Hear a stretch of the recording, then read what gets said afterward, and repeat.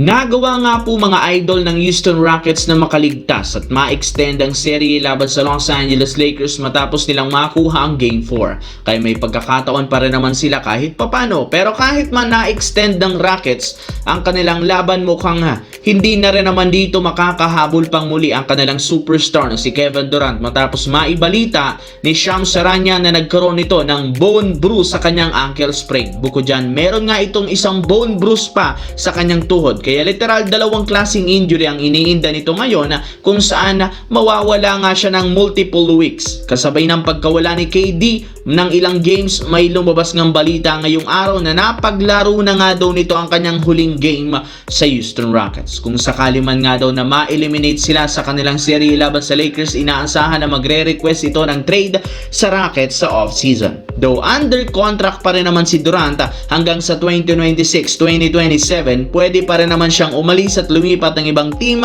na interesado sa kanya kagaya ng Miami Heat at New York Knicks. Samantala, kahit man natalo ang Lakers, meron pa rin naman silang napakadaming pagkakataon para ma-close out ang serye. Maaari nga nilang magawa sa kanilang Game 5 sa pagbabalik sa kanilang home court. Kaya wala nga dapat ipag-alala ang mga fans. Gutom pa rin naman ang team na makakuha ng panalo, sadyang medyo nadala lang naman nga ng pagod o fatigue ang kanilang naging laro sa Game 4. Pero ayon sa ilang mga analysts, mas mabuti nga daw na natalo ang Lakers sa game kahapon since makakakuha nga sila ng isa pang linggo para makarecover ang kanilang mga superstar na sina Austin Reeves at Luka Doncic. Pero sa parte ni Reeves, makakabalik na nga ito sa Game 5. Ibig sabihin magiging ready si Luka Doncic bago pa magsimula ang second round laban sa OKC Thunder. As of now, sinimulan na nga ni Luka Doncic ang kanyang on-court movement matapos ang ilang linggong pagre-recover nito, habang si Austin Reeves makakapaglaro na sa Game 5. Sa kabilang banda, nakakuha nga ng napakalaking oportunidad ang Philadelphia 76ers dahil matapos nga nilang maipanalo ang Game 2 noong nakaraan laban sa Boston, nagkaroon nga sila ng home court advantage para sa Game 3 at Game 4.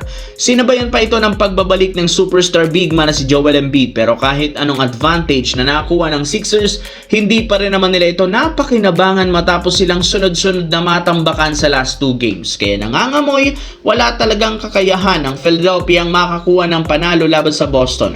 Kung sa kanilang sariling home court, hirap nga silang manalo, how much more kung bumalik na sa serye sa lugar ng Boston sa Game 5. Kaya malinaw, tapos na ang seryeng ito at tuluyan na nga silang ma-eliminate sa playoffs. Napakaliit na lang naman ang kanilang tsansang manalo sa Game 5 at posible pang ang matambakan sila dito kung sakali man, dahil alam naman natin ang crowd ng Boston Celtics agresibo nga at nakukuha ang atensyon ng player.